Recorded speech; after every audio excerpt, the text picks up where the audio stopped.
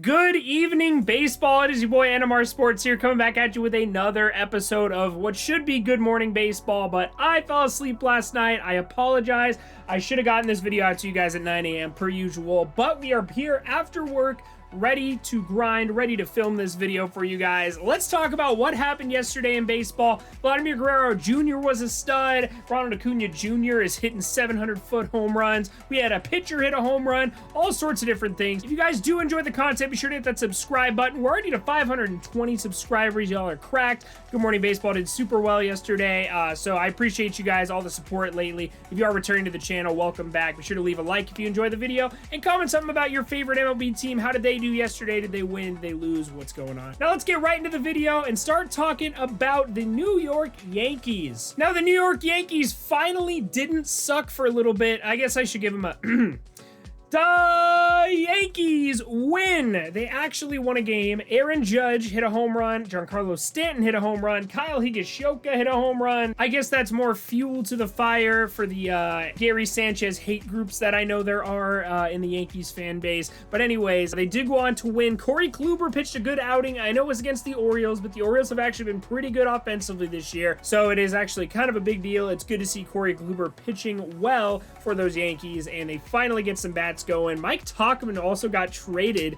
to the Giants. I am honestly just hearing about this. So weird dynamic going over there in New York at the moment, but the Yankees do go on to win off the backs of those home runs. Yeah, so hopefully the Yankees can get those bats fired up after last night. Stanton, Judge, and Higashioka, I don't know how to pronounce that name. I'm sorry if I'm completely butchering it. And Corey Kluber gets his first win in pinstripes, so that is exciting. I think that's Corey Kluber's first win in probably since 2019, if I'm not mistaken. I don't know, man. It's been a while since I've seen Corey Kluber's name in the W column, so good for him. I always want him to succeed. I know he's had a bad start to the year, but yeah, the Yankees did look very good yesterday, winning 5-1 against the Baltimore Orioles. Now, sticking in the AL East, let's talk about the Red Sox. We're actually playing the New York Mets yesterday, and Garrett Richards, Angels legend, was on the mound, and I can't really sugarcoat it. He's not a great pitcher. He hasn't been the best this year. He hasn't been the best the last few years. He's been having some struggles on the mound.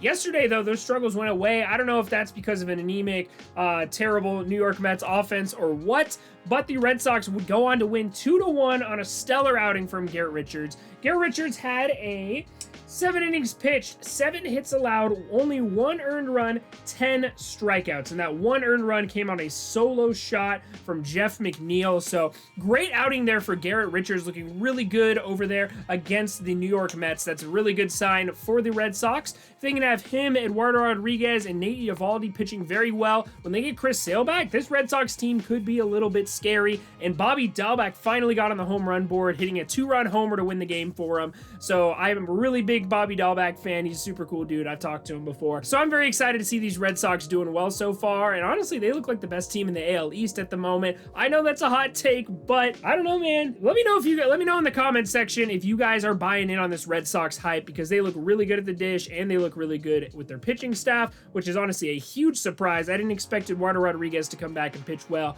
I don't expect Garrett Richards to pitch well the rest of the season, but he pitched well last night against a pretty good offense, in my opinion. Also, Nate Eovaldi, obviously a flamethrower, does really well there. So let me know if you guys are buying in on the Red Sox hype in the comment section. All right, now let's head over to the AL Central and talk about the matchup of the Indians versus the Twins. The Minnesota Twins, I can't really sugarcoat it, man. I think I talked about this yesterday. They suck, dude. They really, really suck, man. They gave up 7 runs to the Indians yesterday. I will say someone who doesn't suck right now, that is Franmil Reyes. I talked about him yesterday, hitting a triple, stealing a bag, hitting a home run. Well, yesterday, what does he do? He hits 2 home runs in that win over the Minnesota Twins. So Franmil Reyes with 2 home runs. Jose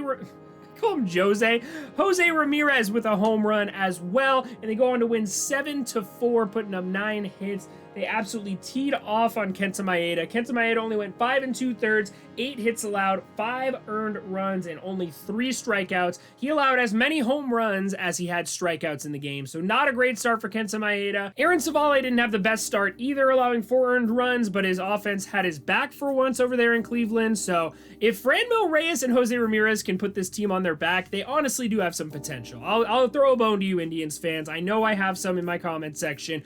So yeah, if they can hit behind their pitching like Aaron Savale, giving up 4 runs, he still went 7 2/3 innings and looked pretty good on the mound. I'm a big Aaron Savale guy as well, but I need guys like Franmil Reyes and Jose Ramirez to put the team on their back.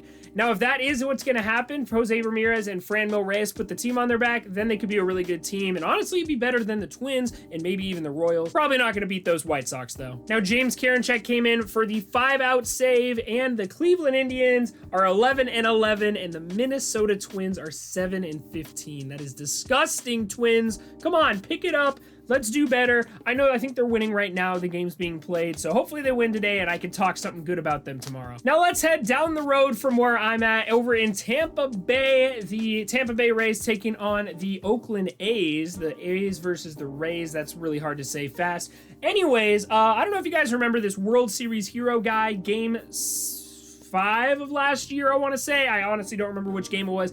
Anyways, you guys remember the Brett Phillips hit, though. Everybody remembers the Brett Phillips hit. Some nobody comes off the bench who sucks while the Dodgers are trying to win the World Series. He pokes one up the middle. There was a whole thing. Randy Arozarena scored. Will Smith missed the ball. Whole thing, right? Well, Brett Phillips, that's the guy I'm talking about. He hit a 2-run go-ahead home run yesterday. Good for Brett Phillips, man. Super cool guy. I'm so glad to see him succeeding over there in the regular season. Obviously, anybody can be a postseason hero with one big hit, but I'm really glad he's doing all right this year. He's only batting 172, so I wouldn't get too excited yet, but he did have that 2-run homer, the 2-run go-ahead homer against the A's, who are one of the hottest teams in baseball right now.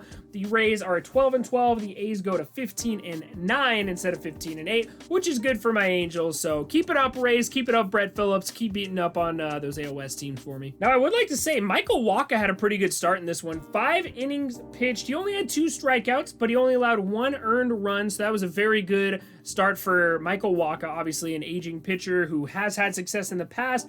The Rays are really good with those kind of guys. We had Rich Hill having an amazing start yesterday, or 2 days ago, and now we have Michael Wacha having a great start yesterday. So that's really good for the Rays. They're such a good, they're so good at revitalizing pitchers' careers. Now hopefully Chris Archer can come out and do amazing, and they'll be an absolute powerhouse over there in Tampa. Now let's talk about this Braves versus Cubs. Everybody knows I hate the Cubs. I don't know why. I don't know if I hate the Cubs. I think it's just fun to mess with Cubs fans. Well, they got shut out yesterday, so that's me messing with Cubs fans. I know I'm amazing at messing with fan bases. Anyways, the main thing we got to talk about in this game, Ronald Acuna Jr.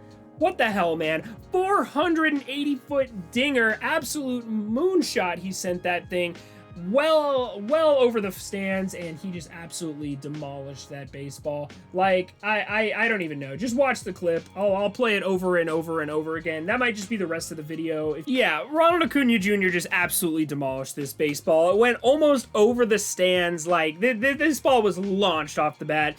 Ronald Acuna Jr. is coming for that MVP crown. I picked Juan Soto to win the MVP earlier in the year, but Ronald Acuna Jr., man, I agree he's an all-around better ball player, and my God, is he just showing it this year. He's hitting on par with Juan Soto while having the speed, while having the defense. My God, Ronald Acuna. Ronald Acuna Jr. might just pick up the Braves and take them to the postseason himself. If nobody else is going to hit, Ronald Acuna will do it all for the entire team. Now let's talk a little bit about the Milwaukee Brewers facing off against the Miami Marlins. Now, the only reason I really want to talk about this game wasn't super eventful. Obviously, we've all talked about the universal DH being implemented, how every single person in the entire world that is not named Rob Manfred wants this universal DH rule implemented. Well, you know what? I guess maybe Adrian Hauser doesn't, because Adrian Hauser, I assume it's Hauser. I'm gonna pronounce it like that from now on. He hit a moonshot yesterday. He actually went back-to-back with the leadoff hitter, Tyrone Taylor. Absolutely hilarious there. Adrian Hauser hitting his first home run of the season. I think that's the first one by a pitcher that's not named Shohei Ohtani, of course. Yeah, so Adrian Hauser goes back-to-back with Tyrone Taylor, and they go on to beat the Marlins by 1. So that Adrian Hauser home run, pitchers who rake. Rob Manfred is just sitting there like, you know, just giddy with excitement. Maybe Rob Manfred loves pitchers' home runs so much, like he just watches those compilations on YouTube and stuff, that's why he wants the universal DH to go away. Like, he doesn't want it. I don't know. One Adrian Hauser home run, I feel like, is enough for him to keep it around for forever. Yeah, so Adrian Hauser hits a home run. He also had a 7 strikeout performance on the mound against those Miami Marlins. 5 2/3 of an innings pitched. 5 hits allowed, 3 earned runs, 1 walk, 7 strikeouts, and he hit himself a home run. So great performance all around for Adrian Houser. Watch out, Shohei Ohtani. Adrian Houser's coming for that two-way player role. Now, I will say, I think the Brewers are looking like the best team in the National League Central right now. They are currently 14-9. Josh Hader had a save for them yesterday. Devin Williams had a hold for them yesterday. They just have such a solid bullpen, and they have such a solid rotation with Brent Suter pitching like he's better than Jacob deGrom. This is definitely a team to watch out for. Don't be sleeping on the Brewers. They're more than likely, they're looking like a playoff team. I know it's still early in the season. It's not even May yet, but I will say I am buying in on the Brewers hype right now. Now, I don't know about you guys, but I and a lot of baseball players and baseball fans am very, very, very superstitious. And I think Christian Javier with the Houston Astros might have a new pregame ritual. Before yesterday's game against the Seattle Mariners, he spilled a cup of coffee on his brand new uniform that looked amazing and so clean. And then he goes out and goes 7 innings pitched, 2 hits allowed, 3 walks, 6 strikeouts, and 0 earned runs, lowering his ERA to .87. He has been one of the best pitchers in baseball. He has a 3-0 record, and his offense rallied around him. Only putting up 2 runs, but it was enough to win the game. Marco Gonzalez pitched a gem as well on the other side, but I don't know, man. If you see Christian Javier rolling out there with some coffee-stained pants, I'm just saying, I'm a very superstitious guy. If I spill coffee on my pants and have that kind of outing, I'm spilling coffee on my pants in the next one. So the Houston Astros do go on to beat the Mariners. So the Mariners move to 13-11, and the Astros are at 12-11. So very close race up there for second place in the American League West, with the A's obviously taking the crown at the moment. Now, there was an extra inning games over in San Francisco last night. We had the Rockies and the Giants coming off that 12-0 demolishing the Rockies, obviously 2 days ago. So this game did go into extra innings, and in the 10th inning, the Rockies absolutely went off. Ryan McMahon and CJ Cron hitting back-to-back dingers, obviously with the runner on second, so they put up 3 runs in the 10th inning. The Giants would come back to put up 1 run, but they did lose by the final of 7-5. But Ryan McMahon, one of my favorite fantasy baseball players, I did have to throw him in there. And then Angels legend CJ Cron. Since we're not going to talk about the Angels game today, I don't think anything of note happened in that one. Yeah, so good game from those guys and good game from the Rockies. I do like the Rockies offense. I've talked about it time and time again. The Giants are a pretty good team too, so good victory over there for the Colorado Rockies. Now, the most exciting game yesterday that I will leave you guys with, of course, was the Toronto Blue Jays playing the Washington Nationals. Vladimir Guerrero Jr., man, what can I say? What can I say? He lost some weight this offseason. I still wasn't super sold into him, but man, a 3 home run, 7 RBI performance from him yesterday. Looked absolutely nasty out there at the plate.